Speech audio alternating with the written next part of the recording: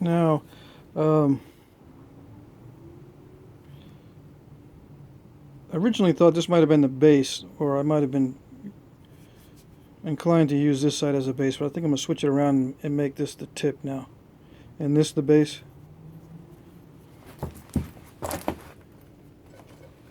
And I am going to make a certain kind of point out of this.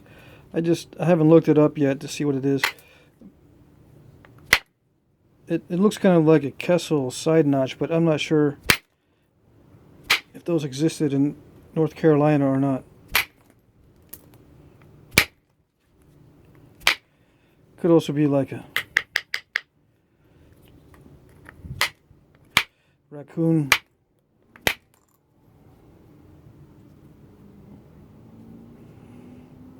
We'll see. I'll put the correct name as the title of the video. So all I'm doing now is this is a 3/8 inch bit. I'm just cleaning this up, making it smooth. I will be abrading, but abrading isn't as critical at this stage as it is in the later stages. With a Rhyolite, you really have to pay attention to the platforms and really be careful with your edges.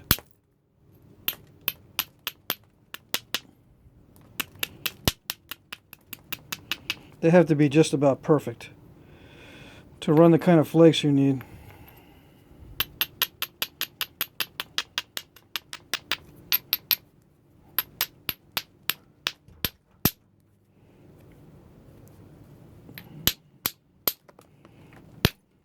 I'm going to try to make this point as thin as possible.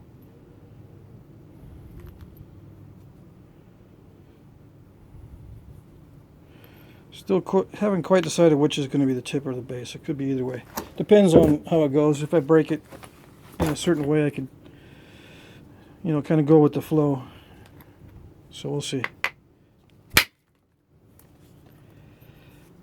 See, now normally with regular stone, that flake would carry, across this whole ridge. But since it's Rhyolite, the properties don't lend. Are not conducive to long flakes. I don't know why. You really have to pay attention to the surface. It's got to be almost perfectly convex. Platforms have to be very stout. Some people have a hard time understanding what that means. Stout platform. It just means you can't have anything that'll crush easily, because what can crush will crush, and crushing just steals all the energy, and the flakes don't go anywhere.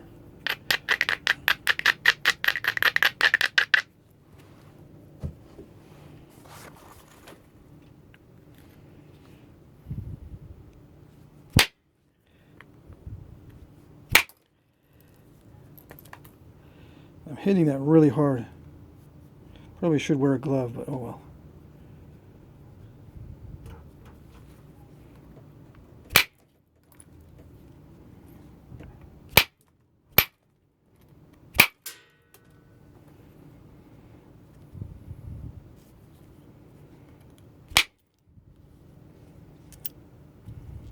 I mean, they do run fairly well as long as the surface is good. So it's important not to have any step fractures, or reduce this number of step fractures quite a bit from the beginning. That way you don't have obstacles. With other types of stone, it's okay to have step fractures on the surface. You can just blow right under them.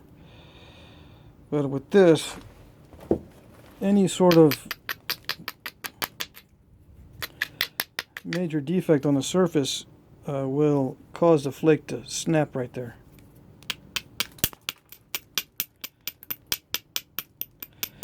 Rhyolite doesn't have much flexibility to adjust and adapt when it starts to run. When the flake starts to run, if it's a fairly flexible material, the flake will adapt and run.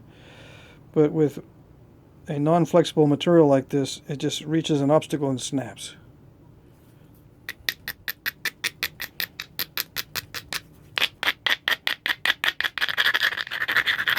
And rock is not flexible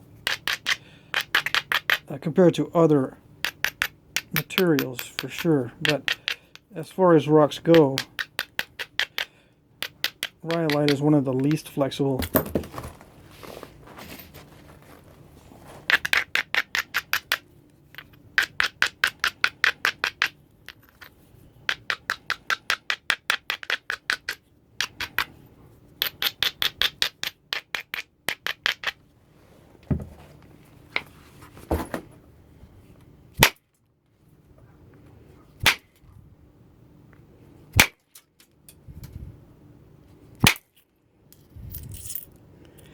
And you can run very thin flakes, but the aluminum helps with that because aluminum will grip longer.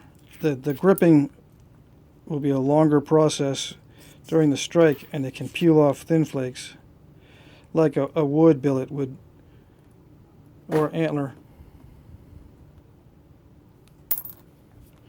Now to get those at the later stages when it's already really thin is hard, difficult. At this stage it's not as bad because we still have mass in the workpiece and it helps to resist, gives it some stability when you're striking. But when it's really thin, it's light, it reacts to the forces. It kind of needs a lot of support, but you can't hold it too tight because it'll snap. So there's a delicate balancing act.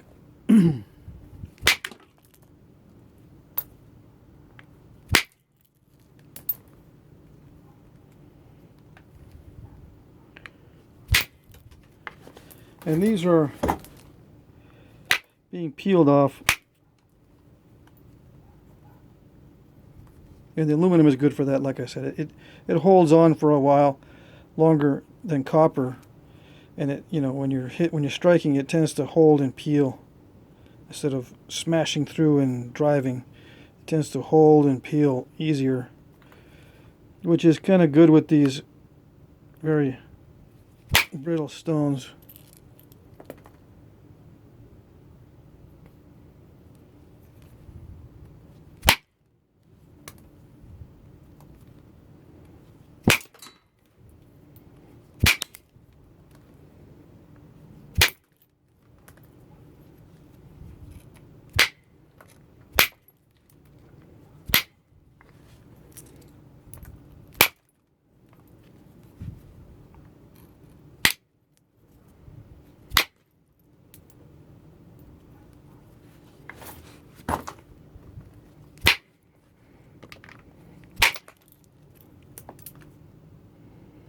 Yeah, I'm cutting myself all up here.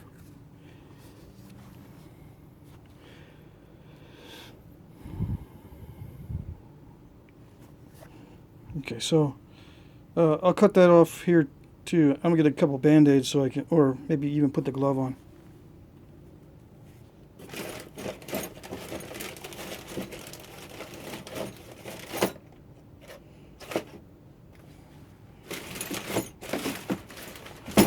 Okay, so I'll be right back. But so far, this is what I've got.